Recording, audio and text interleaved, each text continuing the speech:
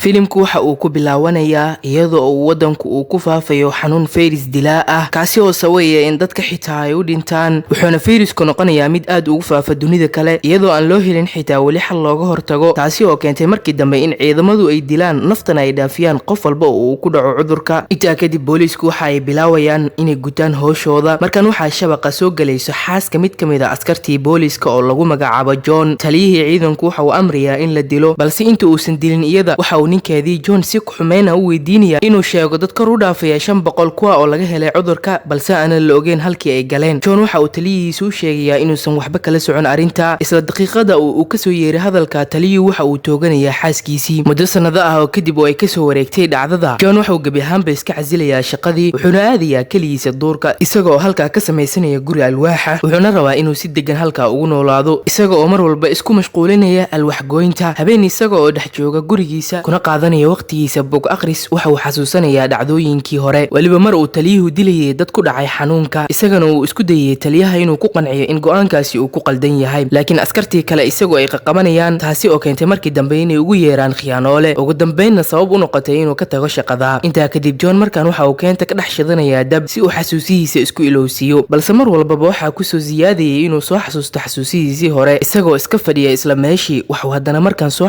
xasuusanaya mar uu taliyihiisu u sheegayay in xaaskiisa ay ku dhacday cudurka halka isagana uu si adag uga diidayay balse taliyihii oo ku adkeysanaya hadalkiisa waxa uu mar kale u sheegayaa in xaaskiisu uu ku dhacay cudurka balse Johnna uu ku dhahayo lama baarin sidoo ugu dhacay cudurka balse taliyihii oo aad moodo inay ka go'an tahay dilka xaaskii John waxa uu ugu jawaabayaa waa la baaray waana laga helay cudurka kadibna waxa uu askartii kale ku amrayaa in isaga laftirkiisa la baaro markii la keeno qolkii saalada si loo baaro John hal mar waxa uu la dagaalamayaa dhammaan dadkii wuxuuna ka soo cararayaa goobtii oo idil intaa kadib markan u soo laabanay sida caadiga isaga oo fadhiya goobtii waxa u soo muuqanaysa gabar balse iyadoo ay ka muuqato dhaawac markay u timaado agtiisa waxay ku dhacaysaa dhulka intaa kadib John waxa uu isku dayayaa inuu caawiyo oo uu daaweeyo intii uu wada daaweynta dhaawaceeda waxa uu jirkeeda ka soo saaraya aalad yar oo ay adeegsadaan booliiska si ay u ogaadaan qofka halka uu joogo waxa galaya shaki isla markiiba waxa uu gabadhii weydiinayaa halka uu ka soo raacay aaladan sidoo kalena waxa kala dhaxeeya sirdoonka balse intii aysanba u jawaabin way mirdaboolmaysaa 2 maalin kadib gabadhu waxa ay ka soo roonaanaysaa dhaawacii wuxuu u sheegayaa inuusan doonayn inuu ku laabto mushkilad iyo dhibaato kale sidaa darteedna ay goobtan isaga tagto wuxuuna isla markiiba xasuus la galayaa waagii uu ka mid ahaa ciidamada subaxii xigay markii uu ka soo tooso hurdada waxa uu soo baxayaa banaanka si uu raadiyo gabadhii balse iyadu waxay bahaysaa shaqadiisii waxayna jajabinaysaa alwaxyada waxa uu ka qaadanayaa faaska kadibna waxa uu ku amrayaa inay gasho gudaha si ay u nasato isaga oo wata alwax goyntiisii waxa gadaashiisa ka soo muuqanaya ciidamadii sirdoonka iyaga oo raadinaya gabadhii waxay u sheegayaan in gabadhu ay qabto fayruska balse John oo aan wajigiisa qurux badnayn uu inkirayaa aragtideedaba laakiin askartu waxay bilaawayaan inay guriga baaraan sikadiisa John waxa uu dilayaa askartii joogtay banaanka kadibna waxa uu soo galayaa gudaha guriga si uu dhameystiro askarigii kale ee ku jiray gudaha balse intuusan sameynin wax dhaqaaq ah wuxuu arkayaa in gabadhii Maria ay kaga hormartay dilka askarigii kale layaab John waxa uu weydiinayaa qisadeeda isagoo u raacinaya inay qasab tahay inuu ogaado waxa ay tahay taasi oo xataa keeni karto inuu go'aan ka gaaro oo ah inuu caawiyo ama inuu diido caawinteeda laakiin waxay u sheegaysaa inaysan baxaaliyan waxba xasuusan laakiin mar kale waxay ka codsanaysaa inuu caawiyo intaa kadibna waxa uu ku amrayaa inay nadiifiso dhiigii iyo qaybaha kale ee guriga intii ay waday nadiifinta waxa soo gaaraya dhaawac waxay aadaysaa qol si ay ula soo baxdo waxay dhaawaceeda iskaga daaweyso intaa kadibna muuqaalka markaan waxaan ku aragnaa taliyihii ciidamada iyo dhakhtaradii howsha wadatay oo isweydiinaya waxa ku dhacay ciidamadii maadaama ay aad uga soo daaheen balse taliyihii waxa uu taliyaha ka hoosiyay ku amrayaa in mar kale uu u diro ciidamo si ay u soo baaraan xalka ciidamadii hore una soo qabtaan gabadhii Maria dhinaca kale John markaan waxa uu gabadhii weydiinayaa sida ay ku timid keentan iyo gurigiisaba walibana ay u sheegtay intii ay xasuusato waxay u sheegaysaa kaliya inay xasuusato inay ka soo carartay ciidamada iyaguna ay ku dhufteen xabad taasi oo keentay iyaduna inay duurka soo gasho waxayna John weydiinaysaa haddii uu doonayay inay baxdo bedelkii uu caawin lahaa laakiin John waxa uu sheegayaa inuu caawinayo wuxuu kale u sheegayaa in ciidamadii iyada ceersanaya in hore ay u dileen xaaskiisa isla markaana John waxa uu galayaa xasuus dheer maalin isagoo oo la jooga xaaskiisa iyaduna ay u soo diyaarinaysa macmacaan xilligana ay ahayd waqtigii ay ugu farxadda badnaayeen noloshooda maalinkii xigay John iyo Maria waxay bilaawayaan inay samaystaan dhufaysyo maadaama ay ogaayeen in ciidamadu mar kale ay soo weerari doonaan John wuxuu aad uga taxadarayaa in si walba ay noqoto aan la dhagrin waliba isagoo aanan ka muuqan wax cabsi ah taasi oo xitaa la yaab guriday gabadhii Maria intaa kadibna John waxa uu diyaarsanayaa hubkiisa halka Mariana markaan ay weydiinayso John cabsi la'aanta ka muuqata wajigiisa balse waxa uu ugu jawaabayaa in cabsiduba ay tahay dareen loona baahan yahay inaad ka saarto maskaxdaada laakiin iyadu waxay u sheegaysaa mar kale in jaceylka iyo noloshuba ay tahay mid dhab ah, balse isagu waxa uu ugu celinayaa in nolosha iyo jacaylku ay yihiin wax dhammaanaya, halka shay ay sii jirayna uu yahay geerida. isla waqti ka mid ah habeenka, gabadhii John waxa ay u sheegaysaa xaqiiqda qisadeeda, weliba si cabsi la'aan ah, iyadoo u sheegaysa inay u shaqayn jirtay sirdoonka, weliba ay ka mid ahayd qayb muhiim ah. muddo kadib ciidamadu waxay ogaanayaan in dhiiggeedu uu daawo u yahay fayraska. baaritaan dheer oo ay ku sameeyeen kadibna waxay xaqiiqsanayaan in fayrasku dhiiggeedu uu daawo u yahay, taasi oo sababtay inay meel gooni ah ku xabisaan si aan loo ogaaninba xogteeda, dadkana aan loogu daaweyn dhiiggeeda oo aan loo badbaadinin, yacni keliya inay u haystaan sidii dunida kale ay u caddayn lahaayeen in daawada fayraskan iyagu ay haayaan. sababtaa darteedna ay ugu soo cartay sirdoonka maadaama ay doonaysay in dhiiggeeda lagu badbaadiyo dadka kale. John waxa uu dareemayaa in gabadhu iyaduna ay mushkilad dhexda uga jirto. mar kale waxa uu ku amrayaa in goobta ay isaga tagto maadaama ay haysato mushkilad kale. subaxii xigayna ciidamadu waxa ay weerarayaan gurigii John. markii ayba gudaha u galaan waxay dareemayaan in siriq loo dhigay ama khiyaano, taasi oo keentay in labadii guriga gashay laga taqalluso, balse askarigii saddexaad oo feejigan waxa uu biskoolad ku qabanayaa gabadhii, balse John oo adeegsanaya khibradiisa waxa uu lugta kaga dhufanayaa leeb si gabadha aan waxba u soo gaarin. intaa kadibna waxay qarinayaan dhammaan meydadkii askarta. wax yar kadib John waxa uu u imaanayaa gabadhii, wuxuuna u sheegayaa inay haystaan keliya hal dariiqo oo ay ku badbaadi karaan, sidoo kalena ay fursad u haystaan keliya 30 daqiiqo si ay isugu diyaariyaan inta aysan imaanin ciidamada kale. wuxuuna bilaabayaa inuu tuso hubkii ugu jiray gudaha gurigiisa. intaa kadibna Maria waxay soo aadaysaa duurka si ay webiga biyo uga soo dhaansato. markii ay timaado webiga waxayba ka warheelaysaa iyada oo dhinacyadeedu ay ka buuxaan askar, taasi oo sababtay inay qabtaan, waxayna isla markiiba wacayaan taliyahooda una sheegayaan in howlgalkii uu yahay dhan, yacni gabadhii ay ku jirto gacantooda. laakiin wax yar kadib waxa dhexda u galaya John, wuxuu laynayaa dhammaan ciidamadii marka laga reebo taliyaha watay, kaasi oo ka badbaaday. laakiin John waxa uu ka warhelayaa in ciidan ka badan intii hadda ay buuxaan guriga hareerihiisa, waxayna labadooda bilaabayaan inay dilaan dhammaantooda. laakiin taliyihii guud waxaa soo gaaray warkii ahaa in ciidamadiisa badankooda la laayay, sidoo kalena John uu gabadhii dhexda ka qabsaday. intaa kadibna taliyihii waxa uu bilaabayaa habkii ay ku weerari lahaayeen dhammaantooda. wuxuu ciidamadiisa ku amrayaa inay dilaan John, balse gabadha aysan waxba gaarsiinin, halka dhakhtaradiina ay u sheegaysay in John uu samaystay difaacyo adag isaguna aad ugu dheereeyo xeelada dagaalka, taasi oo haddana keentay taliyihii inuu ciidan kale u soo diro gurigii John, balse John wuuba ka taqallusay dhammaantooda. taliyihii oo aad moodo mid waaga ku baryay, yacni la dhameeyay badi ciidamadiisa, howlgalkiina uusan u dhicin sidii uu rabay, waxa uu go'aan ku qaadanayaa in isaga laftiisa uu weerari doono markaan. intaa kadib mid ka mid ah askartii oo lagu magacaabo Philsbat wuxuu markaan fursad ku helayaa John, wuxuu dhigayaa dhulka, kadibna waxa uu soo wadanayaa gabadha isaga oo mooday in John uu dhintay. intaa kadibna waxa uu soo galayaa meel hoose oo guriga ah, balse sikidiisa waxa uga soo horbaxayba John, uu naxayaa maadaama uu mooday inuu dhintay. John oo shaqadiisa qabsanaya uu dilayaa. intaa kadibna waxa uu ka warhelayaa in dhakhtaradii iyo ciidamo kale ay guriga u soo galeen gudaha, isla markiiba waxa uu Maria gelinayaa god hoose oo aan la arki karin, kadibna isaga waxa banaanka u soo saaraysa dhakhtaradii. waxaa garaacaya dhammaan ciidamadii, halka taliyihiina uu weydiinaya halkii uu geeyay gabadha, balse John waxba uma sheegayo. way sii garaacayaan ilaa ugu dambeyn uu qirto una sheego in gabadhii ay dhimatay, balse taliyaha oo isaga ka xariifsan kama aaminayo hadalka. isla waqtiga John waxaa gelaysa xasuus xanuun badan maadaama taliyahan uu horey u dilay xaaskiisa, sidoo kalena uu ugu aadan yahay walaalkiisa ka weyn. John oo aan naxariis u hayn walaalkiisa ka weyn waxa uu sheegayaa in hub la'aan uu la dagaalamo, taasi oo siisay fursadii uu ugu argudi lahaa dilka xaaskiisa, ilaa ugu dambeyn uu dilay walaalkiisa. ciidamadii markii ay arkeen in taliyahoodii la dilay waxay ku soo xoomayaan dhinacii John, balse isla markiiba waxaa soo baxaysa gabadhii Maria oo wadata bambo. waxay u sheegaysaa inay raacayaan iyaga, balse kaliya ay sii daayaan John. ugu dambeynna gabadhii Maria waxaa wadaya ciidamadii, halka Johnna uu dareemaya murug, balse waxa uu go'aansanayaa in si walba ay noqoto uu raadin doono. intaa kadibna ciidamadu waxay u dabaaldegayaan si aad ah kadib markii ay ku guuleysteen howlgalkoodii, sidoo kalena ay heleen awooddii ay ku maamuli lahaayeen dunida. laakiin ma oga in Maria ay John uga soo tagtay 3 nooc oo dhiiggeeda ah intii ay joogtay gurigiisa, waxayna u reebtay waraaq ay u sheegayso in dadka kale uu gaarsiiyo dhiiggeeda si ay uga badbaadaan. ugu dambeynna filimka John markii uu arko waraaqada waxaa galaysa farxad ilowsiisay dhammaan murugadiisii hore. intaana waxaa ku soo dhamaanaya sharxadii filimkeeni maanta. waxaa kuu soo diyaariyay muuqaalkani oo dhammaystiran anigoo ah Sataar. waxaan rajeynayaa inaad ku raaxaysatay. daawade qaado waqti wacan.